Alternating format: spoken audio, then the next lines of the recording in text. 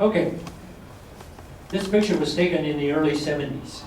You can see the row of pecan trees there. Okay, and which is kind of interesting is when this picture was taken, it was in the early, of course, in the early 70s. Think about the time here. Look here. That's supposed to be Sahuarita Road, going this way. And this was before Sahuarita crossed all the way over to Highway 83, or not 83, but Houghton Road area.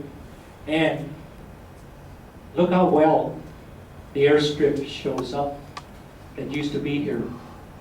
And we'll talk about later on about this airstrip. So I want to show it here, point it out here because, excuse me, because it doesn't show up in any of the other pictures. The other thing that I want to point out is this is the area of the Gunnery Range.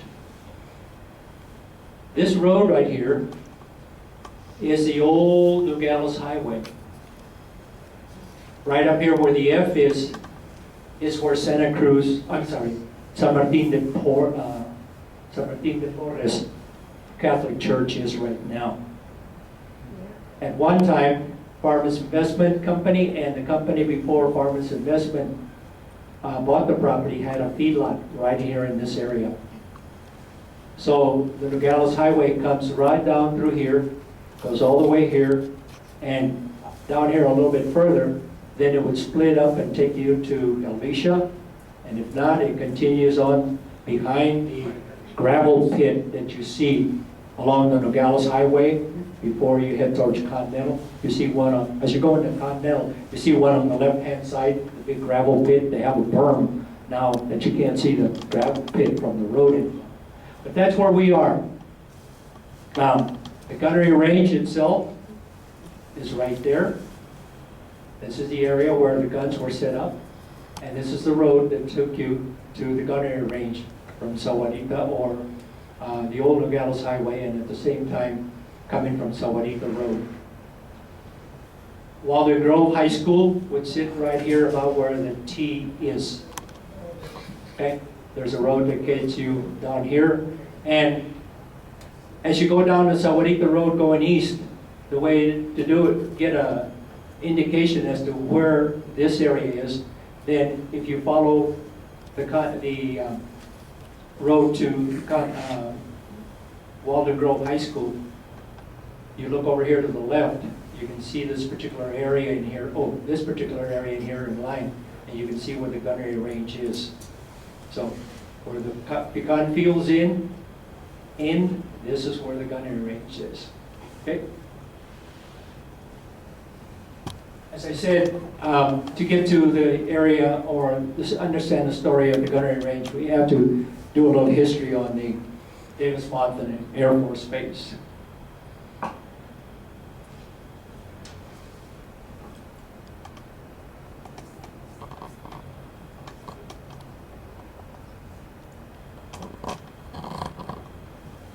In 1919, when Tucson received word that a San Diego base squadron from Rockwell Field wanted to use Tucson as a stop for a flight to the eastern seaboard, Judge Saul Telly's 320 acres about 2 miles north of Tucson and Oracle, along Oracle Road, was the site chosen by the Chamber of Commerce Committee.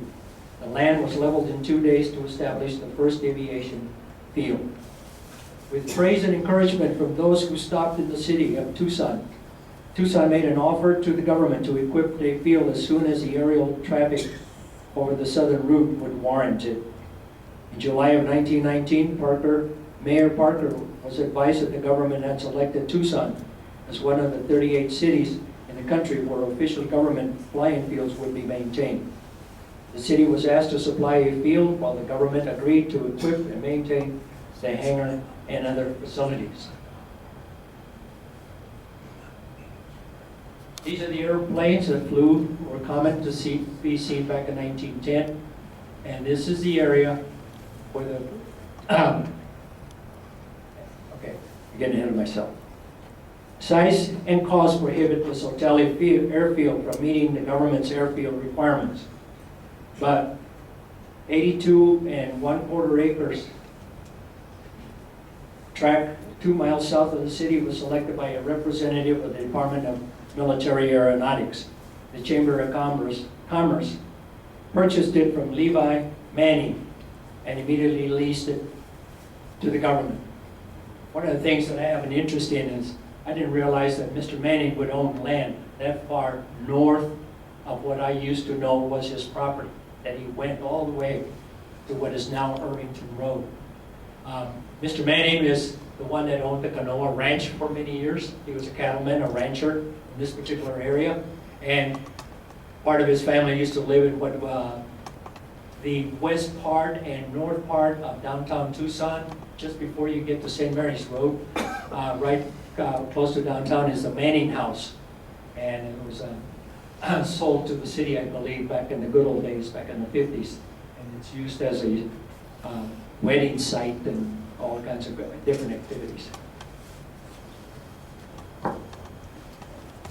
Macaulay Field was named in appreciation and recognition for the support and advocacy of Theodore Macaulay, which included an article in the Saturday Evening Post that praised Tucson as a friendly and appreciative city and an ideal place for aviators. It was 4 miles from the post office, adjacent to the Tucson-Nogales Railroad and along Tucson-Nogales Highway, 66 miles from the border. There was a well and windmill on the place. Development began in the 1920s when hangars were built, the first part of which is the current Tucson Rodeo Municipal Museum Complex. So the first airport is where the Tucson Rodeo area grounds are right now. And that's what it looked like back in the good old days. Irvington,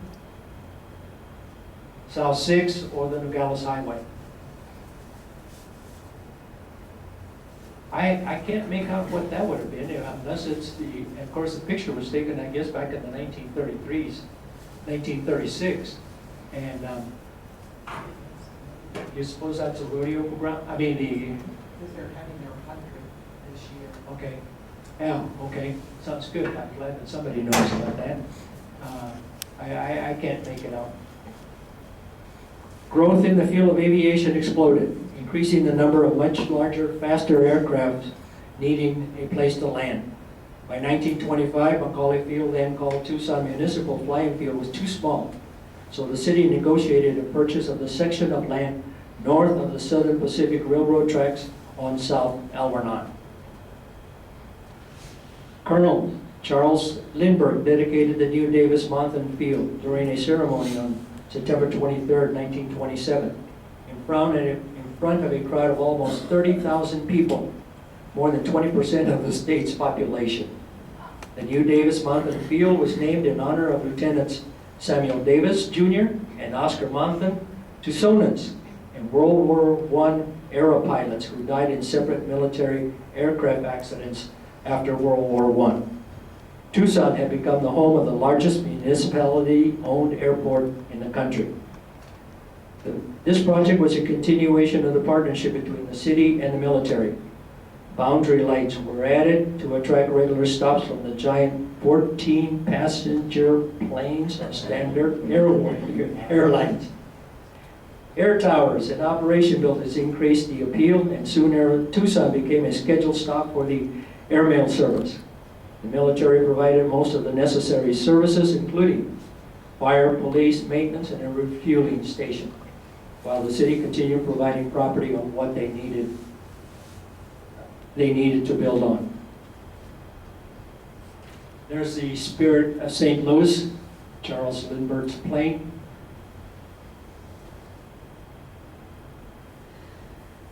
This is Davis-Monthan then, at that particular time. I'm having difficulty orienting it because it was supposed to be south of Alvernon Road and the railroad tracks. But I can't see no railroad tracks on that. That's a railroad tracks. And this must be Alvernon. The planes that flew here in 1933. And it's kind of interesting in how the direction of the picture was taken. That kind of looks about the end of the Santa Catalina Mountains.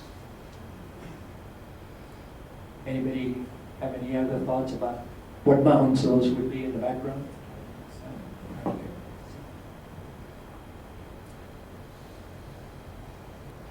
For almost 10 years, improvement continued on what had been renamed the Tucson Municipal Airport. But in 1939, with rumors of the war swirling around the world, the Aviation Committee, part of the Tucson Chamber of Commerce, began once again, to court the War Department, calling the attention to the warm Arizona climate, the inland location hidden from the Pacific coast by high mountains, and 17,000 acres of available land and an existing airfield partnership in hopes of having the Army establish a full-scale military base at the municipal airport. So those standard airline pilots used to land in this particular field for the first few years. And once it became a military airport, things changed. When the War Department accepted the city's proposal on September 29th of 1940, the city was already in the negotiations to acquire 360 acres south of Valencia and east of the Nogales Highway, which then became the Tucson Municipal Airport No. 2 in May of 1941. Once the airfield off of the Nogales Highway south of Valencia was started and the buildings were put in, then Standard Airlines moved its flights to the new airport. On January 15, 1941, the Army announced that the 88th Reconnaissance Squadron, a bombing unit from Fort Douglas, Utah, would be coming to Tucson for practice. 40 officers and 150 enlisted men would live in tents pitched on the Tucson Air Base while spending 2 to 3 months of bombing practice using 2 motor B-18s, B-18-18s, and 2 B-17 Flying Fortresses.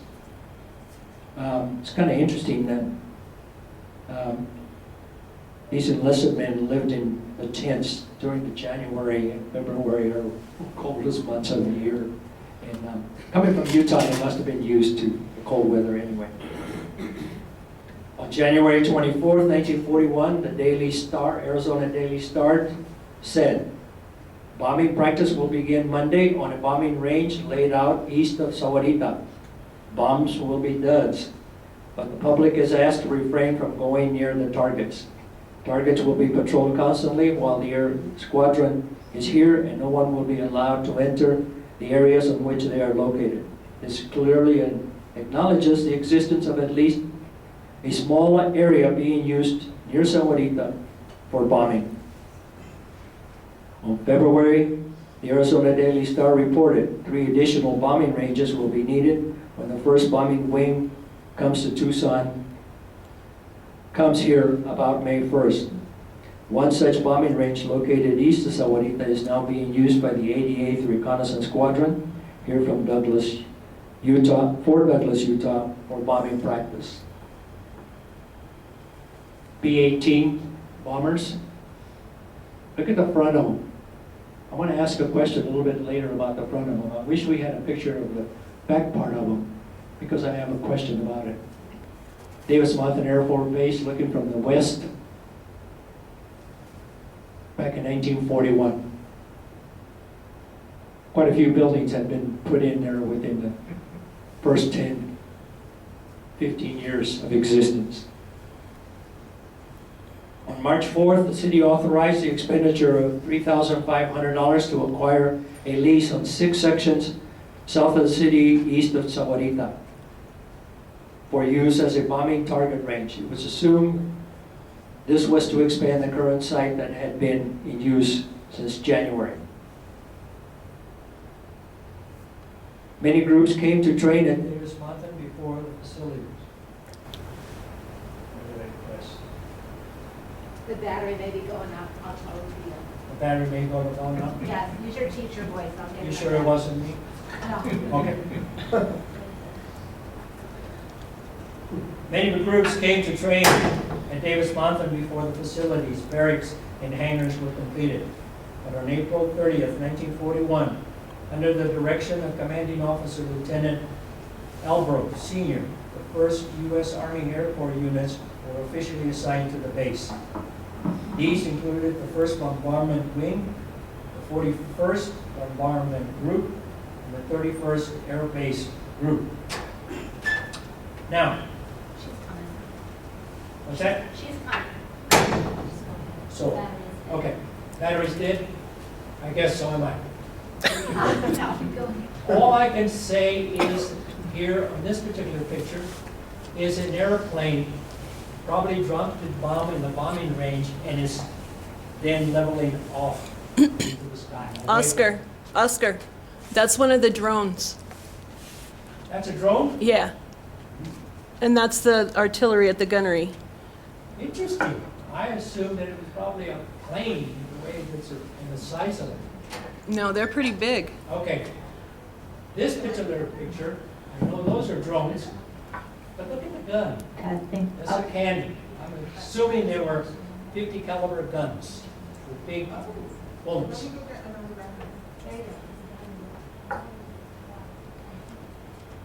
These were- Each other out. These were the ones that were set at the gunnery range as we know right now. Okay? This is one good angle that we have of the cannon gun pointing east. Look at here. Here's the box. And here's the belt of bullets going up into the gun. I thought that was kind of interesting. Those were the drones that they were shooting at. The guns faced east from the pecan fields, where the gunnery range is. What we know of at the gunnery range is there was an observation tower, and these are the guns coverings. Now, that's a shell. I'm assuming it's a shell of that looks like that when it's open. So I'm wondering, these gunners that were being trained at the gunnery range to shoot at drones, were these the rear of airplanes where the guns would point out as they were flying maybe over Europe and protecting the bombers from the German airplane attacks? I have no clue, but does anyone have any idea what they might be? That's the only thing I can think of, that they were probably the rears of the airplanes, to simulate the rear of the airplanes, give the gunners that were shooting these guns and airplanes over Europe to give them a sense of where they were going to be fitting in. Yes, sir. That one on top looks like the one on the end there, the far end, and the bottom float the other way. Okay, say that again. That one on top there looks like the one on the far end. This one here? Yeah, Yes, that one looks like that I one. think you're But right. I'm just wondering whether these then could be the different spots Wait. on the plane, the bombers, where the gunners will be shooting. I would think so, yeah. I found shells, casings Yeah, with my metal detector on the Rosemont side. Rosemont. Yeah, I found a whole bunch of those 50 caliber shells. Uh-huh. Interesting. In May of 1941, the Army expressed interest in expanding the present bombing range in Sahuarita, which by the time encompassed 6 sections of leased land. 12 1/3 sections of land further south adjacent to the existing bombing range were available from local ranchers who were willing to sell it if that's what the Army wanted. The city secured it to provide a tract of 18 1/3 sections of land to be used as a gunnery and bombing range.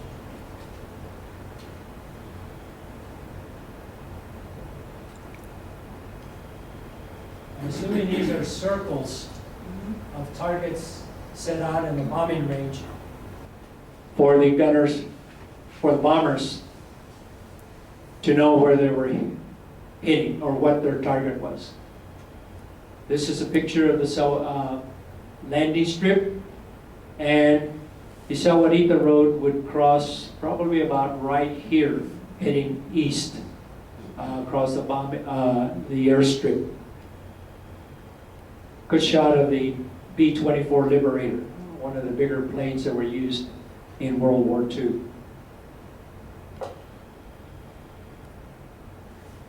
In 1943, a flight strip was opened on the Sahuarita bombing range.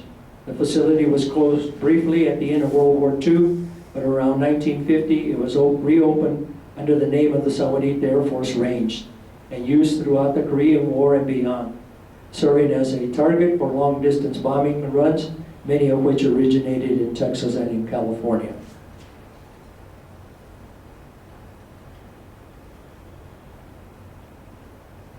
Oscar, do you know if we were out there about 15 years ago and the Sahuarita target was still there?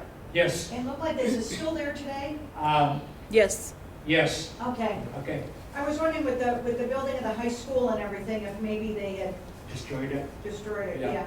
There, whether there were more than one of these particular targets, I don't know, but in the maps and the pictures that we have received, we only saw one. Yeah. Monica and I, for the first time, when we saw that picture, or this map picture, we wondered, what does that circle mean? What is it for? There And- used to be a geocache right in the middle of it. Was it right? Yeah, a Interesting. hidden geocache. Yeah.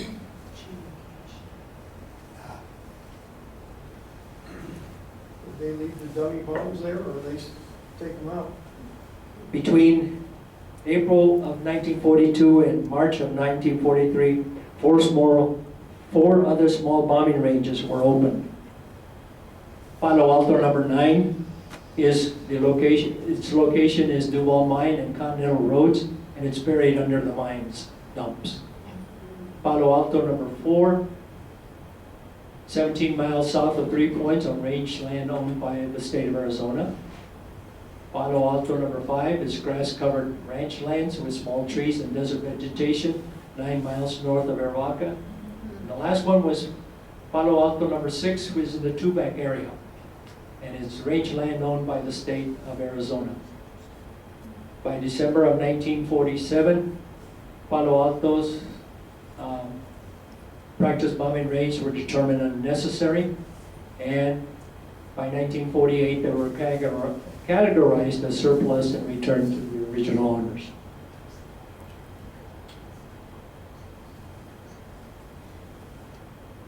That would be between the Duval Mine area. No, I take it back. Duval Mine area, 3 Points, Arivaca, and Tubac. The Nogales Highway going down this way. And this was kind of odd when I looked at the pictures. I used to go, my brother-in-law, we lived in the area off of the Sahuarita Road, pretty close to the road that takes you to the bombing range. We used to go out there and shoot jackrabbits so we could feed our dogs back in the 1950s, mid-50s when we moved to that particular area. And I look at the map now and say, wow, that's a whole area there where I used to go. One of the things that's kind of funny is It was still a danger area for the rabbits. regardless of which way you went. Growing up, I worked for Farmers Investment Company, and I would go up and down those fields, cotton fields, barley fields, adjacent to the Gunnery Range. You know what? I never had the urge or thinking that what was really out there, and drove my tractor, my bike, and whatever up and down, but I had never any inclination or thought about going over the fence and seeing what was there after I knew that the Gunnery Range was already there. Until Mr. Wilson will talk about Mr. Wilson now. Okay. Few people recall when the bombing in Gunnery Range was started in 1941 to 42. Most of those who are living today would have been young children at the time. Memories exist of machine guns shooting at radio-controlled drones east of the Spico farmland, close to the current Walden Grove High School in Sahuarita Park. At one time, the site had 12 buildings, an observation tower. The airstrip that we saw there was 5,540 feet of runway and range for radio-controlled aircraft. When a mile is only 5,280 feet, it was longer than a mile. And I didn't realize it until I saw the picture and saw this figure that it was actually that long. Now I can see why the Sahuarita Road crossed it. That drone has a parachute on it? I'm sorry? That one has a parachute on it. Yeah, this is a drone flying, being hit and falling. And every time the drone was hit and it started its falling, a parachute would come up Oh, and it would fall with a parachute. they were radio controlled? They were radio controlled. Here is the gun. And that must have been the top of the airplane. I don't know what that was for. But it looks like, again, the gunner would crawl through here and then was able to shoot at the guns. Here's the drone getting fixed up, straightened out, and these are pictures of the gunnery range area during that particular time. Why did I find shell casings on the opposite side of the mountain? Skip a page. Found it on the east side of the Sahuaritas. Forward down. Probably the trajectory. Okay. The page I'm missing is where it shows some of the artifacts, some of the bullet casings that they found, and some of the odds and ends that have been found. Anyway, Is it possible that the shade and light that's affected by the piece of the gunner would sort of affect the aim, when they're practicing? I have no idea. It could have been. Your guess is as good as mine on that one. In the early 50s, Porter Wilson, a World War II veteran, started teaching school at Sahuarita Elementary School. He was a PE teacher for 6th, 7th, and 8th grade boys. A significant part of his planned PE activities involved teaching students military marching skills. Each one had to learn how to fall in, dress right, about face, forward march, to the rear march. I happened to be one of those students that Mr. Wilson used to march up and down the road during my PE class. What's kind of funny is that right north of where the FICO office is, there used to be a cotton gin there, just north of that building. And the cotton bales, when they came out of the gin, were lined up alongside the property of the edge of the school and in rows before the truckers came in and took the cotton bales of them. He also would take us in between and not through the rows, back and forth, marching us up and down. Everybody thought in the community that this man was crazy. But there was a little bit of craziness to his way of thinking. Mr. Wilson arranged for his students to visit the gunnery range. He would line up the boys in formation and march them from the old red brick Sahuarita School, approximately 1.25 miles over irrigation ditches and between the cotton fields. Community members recall the existence of the buildings. I remember existing buildings, and some of my friends don't remember the buildings. The row of guns facing east and the long, high backstop made of a berm of piled dirt. Only one community member remembers having the opportunity to actually fire the guns. But several recall their disappointment at not getting their turns.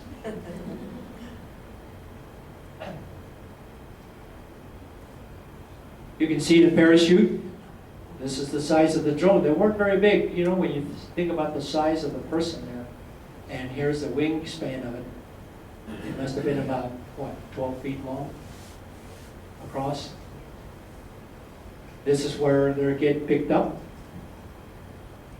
Many students of the 50s recall the sound of the machine guns and the sight of drones from the vantage point of the elementary school. On at least 2 occasions, students received a close-up view of the drones supported by white parachutes came fluttering down on their playground. One time, the drone fell so close to the building, and close to the building we had a merry-go-round, and the parachute ended up draping the merry-go-round. It was that close, but it was kind of neat because we had a fire drill at that time. The sound went out for a fire drill, so everybody lined out for a fire drill, and then pretty soon it was kind of neat to hear the siren of the Air Force people coming in with their retrieving material. We had an opportunity to see the plane, the drone, being picked up and taken back out. The second time it fell down, or the first time it fell out on the baseball field, so it didn't affect anything. But yes, once it fell down, we were allowed to go there. Did bullets hit those things, or? The bullets must have hit those things. I don't know what else would make them activate the falling, and also unless the radio controller pushed a button and activated the the parachute to open up and drop the plane. They were damaged, that's why I asked. Those were the bad shots that day. You missed them. I was in the 6th grade when the last group of boys were taken to the gunnery range. Classmates, 1 grade ahead of me, remember going twice. I remember on a Thanksgiving time that not only the boys went, but a couple of classes went to the gunnery range because Porter Wilson had arranged for, I guess, the mess hall, the cooks there, to fix us up at Thanksgiving dinner. And I talked to a few who remember that, but some of them don't remember that. The only thing they remember is the guns. They remember standing up at the top of the observation post platform, watching the drones go along and the guns shooting off, but they don't remember the eating part.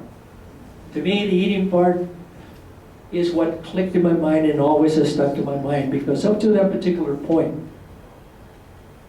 when you think about Hispanic families coming from Mexico, Thanksgiving was not a tradition, a holiday to eat turkey. That was the first time I remember having had a piece of turkey and gravy.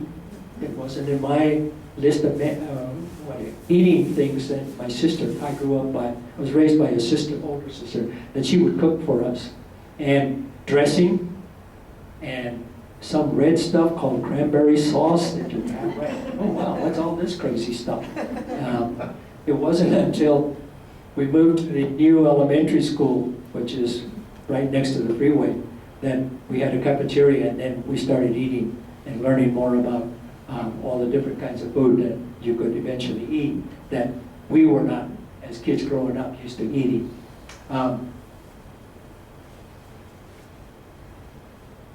So that's one thing that sticks to my mind as far as going to the gunnery range. So once we moved to the new Sahuarita School, by that time I would say the use of the gunnery range was no longer needed, and it was closed up completely and all the buildings were taken out. These are the things that have been found over the years at by people who have gone off to the gunnery range and walked the gunnery range. This round circle, I'm assuming it probably was outlined one of the bombing targets, areas. Yeah. The history of the gunnery range is very closely connected with the history also of Davis-Monthan Air Force Base. Sperry, I just want to interject one thing. The Department of Defense has come in, I'm sure. Louder. The military's come in and really closed that off and cleaned it up because they didn't want people scavenging for things any longer, okay? Because it could be a danger. And so you don't really go over there anymore because they had it fenced off. The last thing I for when they're cleaning it up, so people wouldn't get injured or hurt scavenging for things. And you don't know that there might not be any live ammo or anything in there, you know, you just don't know. So I just wanted to tell you that as a cautionary. I don't think you'll find a geocache there anymore. Any questions about that I think I can answer, or any comments you may have about the gunnery range and Davis-Monthan Air Force Base? Go I ahead. found those trajectories, the bottom one, Uh-huh. on the other side of the mountain, on the other side of the Sahuaritas. Several of them out there, and they must have been shooting back there at one time. I wasn't part of this main one, but that's where I found it back there. The bombing range to the east, from the gunnery range east, extended all the way to beyond what is now Wilmot Road. So that whole area east of the bombing gunnery range was the area where the bombing was training was done.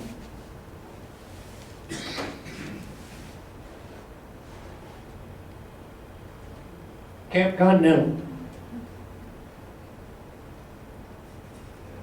As I read, this is Camp Florence.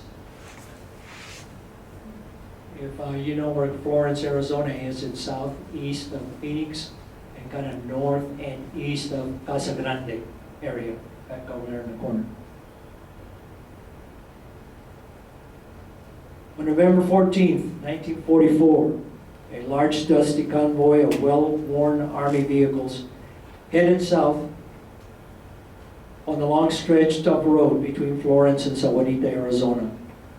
Young Staff Sergeant Joe Felix Martinez remained cautious on the high alert as the trucks crowded full of German war prisoners approached their final destination, a small camp surrounded by fields full of cotton plants begging to be harvested. November 14th.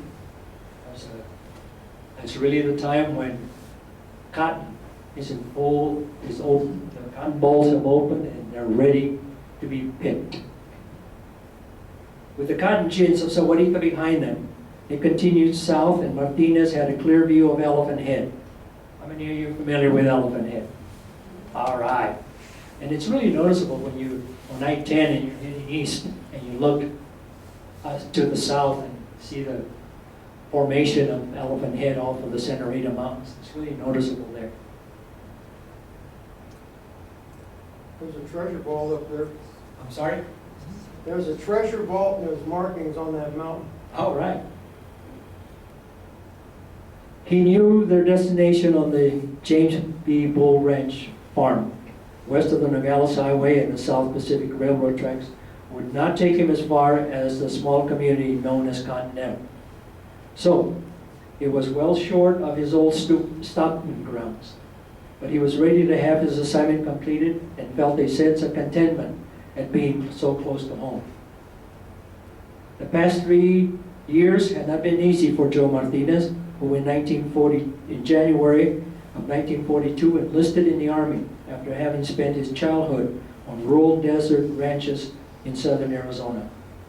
After 3 months at Fort Bliss, Texas, the 22-year-old private had been forced to grow up fast when he was deployed to Australia and then to New Guinea, where his unit engaged in fierce fighting during campaigns to retake the island from the Japanese.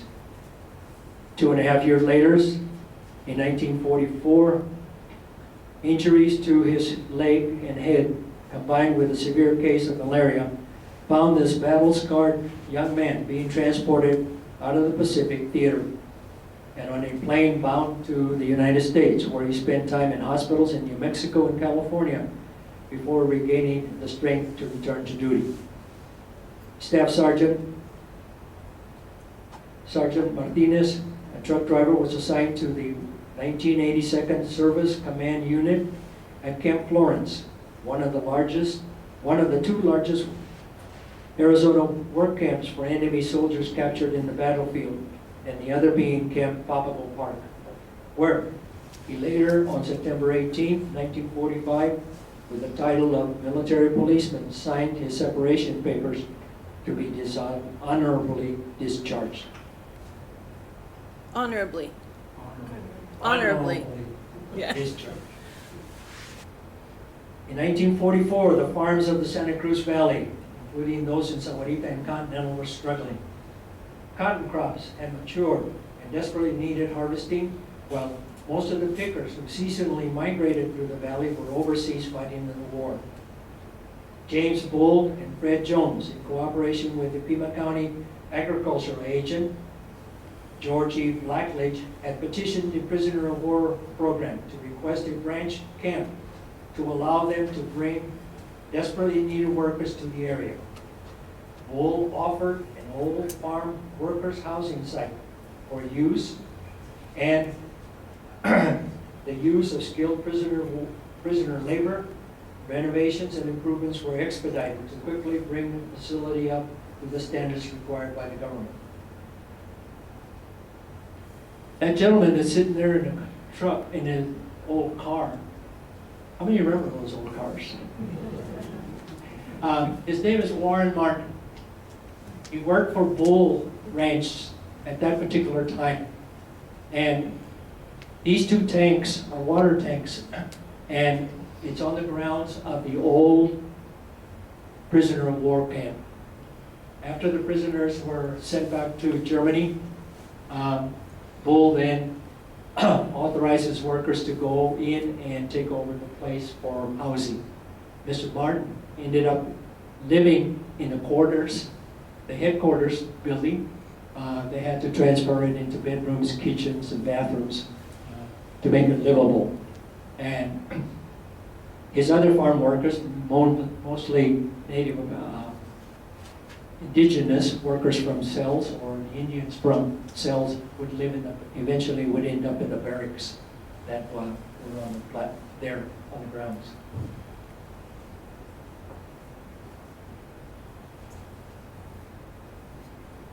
This is the Nogales Highway. This is Quail Creek Crossing Road that eventually takes you back over here to Green Valley.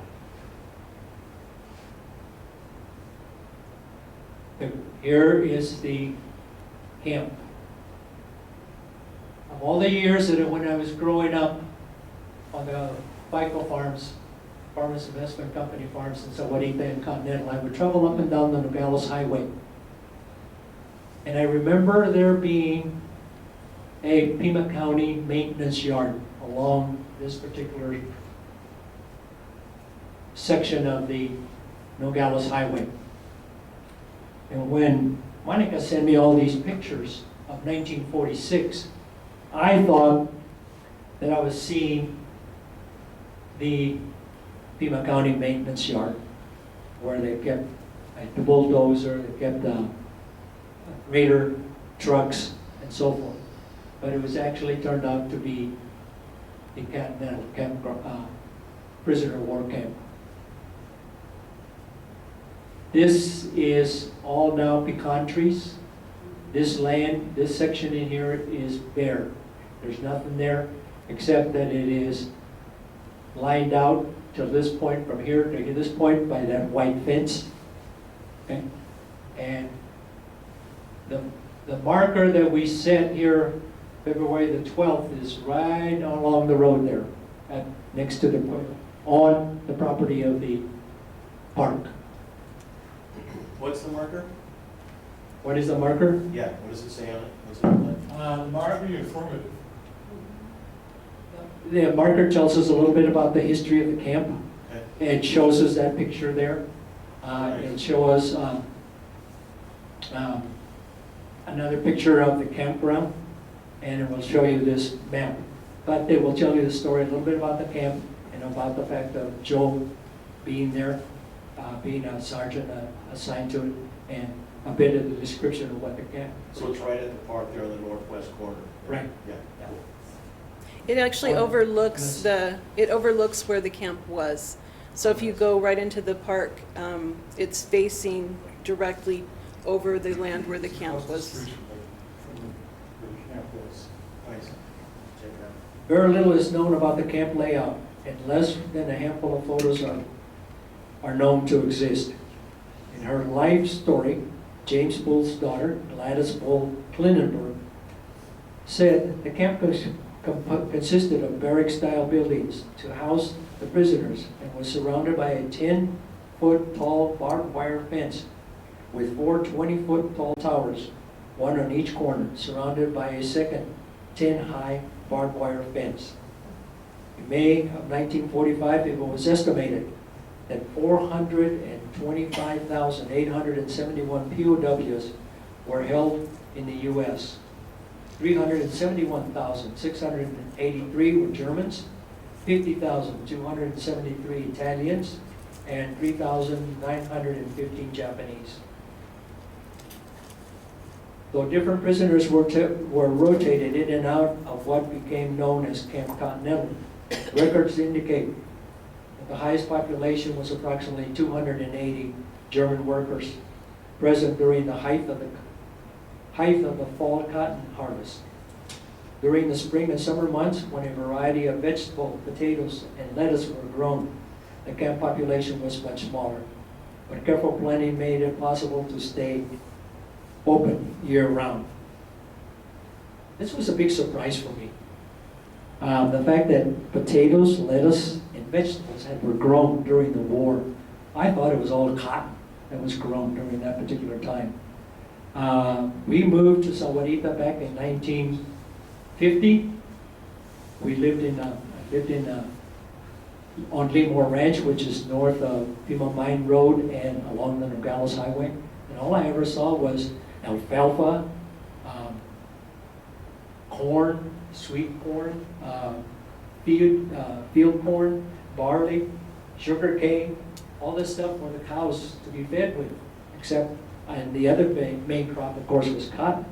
So when I learned about the fact that vegetables were grown during the war, it kind of took me aback, because guys that I knew back that lived here in the 20s, 30s, and 40s, and the 50s never mentioned anything about the growing of anything except cotton and cattle. One may wonder what impact the small number of men could have made during their short time in the Santa Cruz Valley. Between October of 45 and February of 46, it was recorded that prison laborers picked 1,860,863 pounds of cotton. Robert Elam, who worked guarding prisoners while they were working on Leamore Farm. Leamore, of course, is the farm that I was just talking about, north of Pima Mine Road and the Nogales Highway. I learned that they were a very loyal race. The commanding officer would get out and yell, "Attention, salute," in German, of course. I don't know how do you pronounce that in German, but the one thing I do remember is that these guys would fall in line at attention, click their heels together, throw up the right arm and say, "Hail Hitler." Get their cotton sacks and go pick cotton. Each one had a quota to pick 150 pounds. If one did not get it done, those that got over their quota would give it to him so he would not get into trouble. These prisoners were paid 80 cents a day. Records show that 43.6% of the cotton planted in Pima County during the 1945-46 season was picked by POW labor. That's almost half. It's clearly noted that the wartime efforts of German prisoners were responsible for keeping local farms afloat and to a large degree ensuring that the solvency of Pima County agriculture. Think about it. Leamore Ranch was 1,000 acres along the Nogales Highway north of Pima Mine Road. The farmable land, what is now Sahuarita, that is owned by Farmers Investment Company and is under pecan trees. At one time, it held 4,000 acres. When you think about Mr. Bull going north, going south, his farm had approximately 1,000 acres. Continental Farm, during this particular time, had 2,000 acres of farmable land. When Farmers Investment bought that property, they bought approximately, in 1948, when Farmers Investment bought the property, they bought 2,000 acres of farmable land, and it had a total of 10,000 acres all around them. And you know where a lot of their money from the pecan trees came from, because he sold a lot of land to Green Valley for their development to happen there. And that's my impression, that he probably sold that land to help him support himself during the time before pecan trees really started producing and make it worthwhile.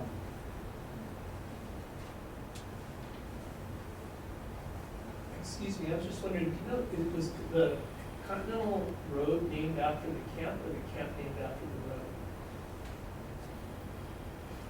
Neither. Back in, Neither, can I answer? wait a minute. Back in the 20s, one of the companies, back in World War I, one of the companies that came in to plant trees that would produce a plant that would produce what do you call it, an object close to rubber. And the company that came in to do that was a Continental Rubber Company. So that's why it was called Continental. Now, it was never really called the Continental Road until, because it was always called the Nogales Highway. Now, since they, in the 50s, late 40s, 50s, the Duval Mine Road then bypassed Continental and connected with what is now the Nogales Highway, which used to run where the freeway is right now. Okay? And so now, after that, they started calling it the Continental Road. Once from the stoplight, it got the name of Continental Road, but at one time it was just the Nogales Highway. Joe Martinez and about 40 other soldiers were permitted to stay at the Camp Continental to serve at Camp Guards. In memory shared with his granddaughter, Tricia, Martinez explained that while some of the Germans sent to the camp were good workers, the first group arrived in the first convoy with him were not. Most of them were U-boat crew members, fanatics. They were a lot of Hitler youth. They were always fighting. We had to go in and knock heads to settle them down every night about 3 or 4 o'clock in the morning. And because the first group was so unruly, the submariners spent a lot of their time on bread and water rations. They were determined to bring the war to the States. Sergeant Martinez described the next group of prisoners as mainly infantry soldiers who were much more cooperative. They were good workers. Martinez had good relationships with some of the prisoners. Shortly after arriving at Camp Continental, Joe and Cora Martinez got married. Some of the prisoners baked them a wedding cake as a present. The story is that Cora only had a small slice from it, and the rest of the wedding guests finished it off. Another individual that grew up on Bull Ranch, Janie Bowden Harris, remembers the men singing as they worked in the fields. One day, one of the men called out to her, "Little girl." And when she looked up, he said, "Come here." She went over to him, and he gave her an apple from his pocket. Was this unusual?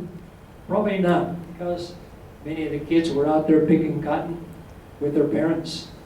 And I wouldn't doubt that the people of the area were also out there mixed in with the prisoners, all picking cotton together. Gladys Klenenberg observed, "They seemed to adjust to prison life, and I would often hear them singing while marching to work." After the war ended, the camp was disbanded. Several of the prisoners wanted to stay in Continental, but they were forced to return to their homeland.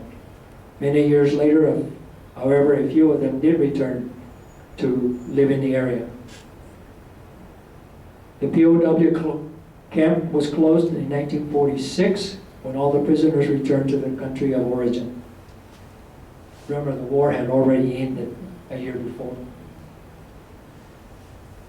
The barracks then were used to house Native American workers and other employees for Bull's Farm. In the May to late 1950s, the buildings burned down to the ground and the remnants were eventually removed. No trace of the facility remains. This is Sahuarita area. This was a picture that was taken back in the late 50s, before the pecan trees came in. Here is the Sahuarita Road. No road beyond it. Go across here. Back in 1954, I moved to this little house right there. This is the house where Joe Martin used to live. I only knew it as the Camacho house. And down the road here would be to the Gunnery range. Here's a feedlot where I talked to you about, and this is where San Martin de Porres church is right now. And this is the old Nogales Highway.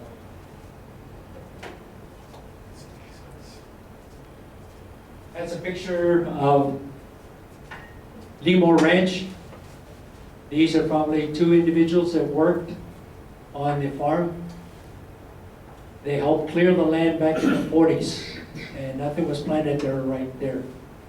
These telephone posts are along the Nogales Highway, so we are looking east and north in that cotton field. Some of the cotton plants back in those days that we used to grow were as tall as individuals.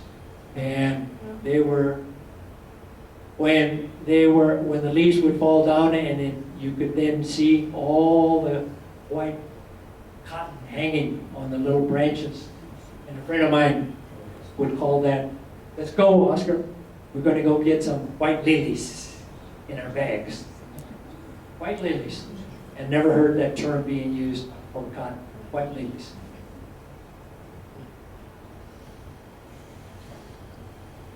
Here's a picture of the camp.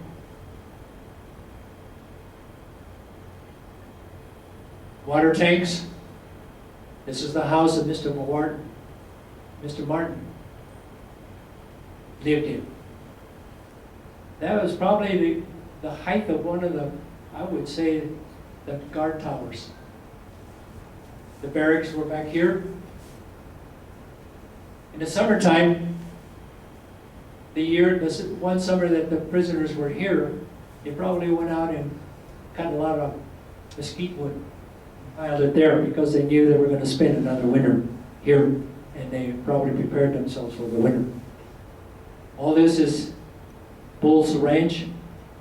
If you look back over here, you see those two things? Those are the Black Mountains over there close to San Javier Mission. This was before the mine dump hills were made. It was quite a sight when I saw that. Kind of miss the days when they weren't here. Joe Martinez spent the remainder of his life in the Santa Cruz Valley, living within a few miles of the barren plot where Camp Continental once stood. But his children and grandchildren never knew of the existence. Combat experiences haunted his dreams, and they were never far from his mind, but they were just too painful to talk about. Joe never forgot his past. When some of the prisoners made an effort to befriend him, the family resisted. They weren't our friends. They were the enemy. During the war, he had fought against the Japanese. He almost lost his life and had seen many of his buddies killed right beside him. Those experiences created boundaries that could never be overcome. In May of 2006, Arizona Daily Star news article told of the experience of Joe and Cora Martinez had with their granddaughter Tricia. One day while traveling down the Nogales Highway, Joe asked Cora if she remembered the POW camp. Tricia was confused by the question because Joe had never talked about his military experiences, and also because she had never heard of a POW camp anywhere in this area, in this part of southern Arizona. With her interest, she persisted in asking more questions, and Joe was slowly able to open up about the POW camp and some of these experiences in the Army. Tricia knew people would not believe her if Joe wouldn't tell her more stories. Another longtime resident, Joe Martin, came along with his family in 1939 with his father Warren Martin, who worked on almost every farm in the valley. Limo Ranch, Bull Farm, Sahuarita Ranch, Continental Ranch, and eventually ended his career with Farmers Investment Company. The Martin family actually lived on the POW headquarters camp. Joe vividly remembers turning the headquarters into a home. Even with all the service features removed, Joe is able to pinpoint exactly where the water pipes crossed the Nogales Highway to feed into the tanks on the property. Sadly, he has few memories of when the camp was in operation. Joe, at this particular time, was probably only at the most 10 years old. 8 to 10 years old. Picture of the highway and also the prisoner of war camp. Joe Martin on a bicycle on the property of the prisoner of war camp. Joe Martin, 5 months ago, talking about the site of the prisoner of war camp. I'm 79, he's 88 years old. Hope I get to look that good when I visit. Picking cotton is not an easy job. Stooping down on like that all day, trying to pick cotton, that much cotton, takes a long time. And it's pretty hard work. Even in my young years, I had the opportunity to pick cotton, and it was not an enjoyable task for me. I was going to comment about taking Thanksgiving off. You know, when the holiday started for us, we enjoyed having Thanksgiving time, 2 days of not having to go to school on Thanksgiving, because then we could go out as kids and go out and pick cotton and make a little bit of money during that particular time.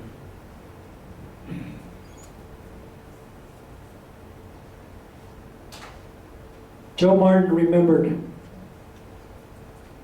another well-respected community member who was affiliated with Camp Continental.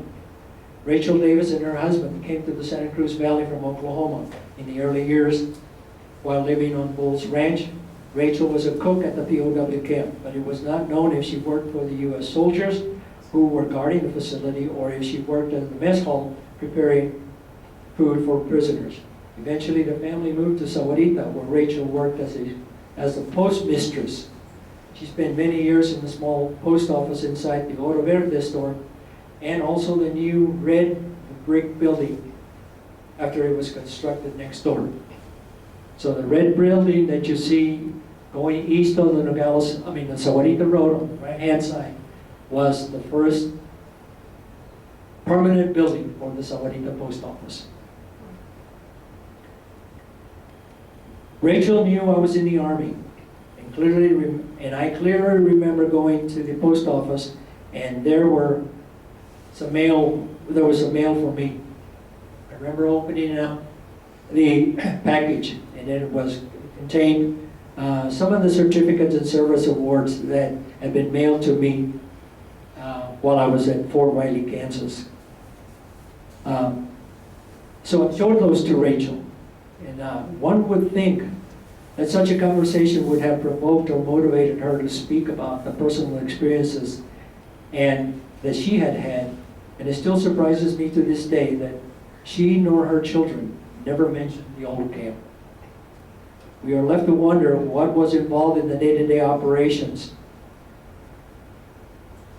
The prisoner of war camp program worked with the Army to provide supervision at the camp. But each farm was responsible for supervision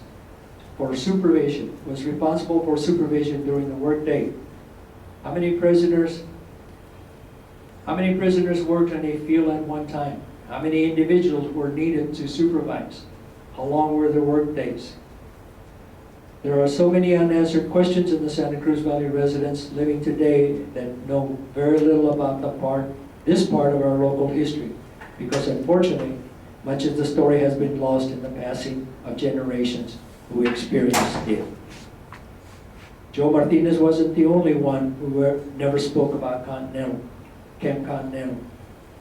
The memories, like the buildings of the camp, are only a vague outline in an empty space of rangeland, leaving us with more questions than answers, and we can only rely on what has been written or the knowledge and memories of the few individuals who were less than 10 years of age when the camp doors closed.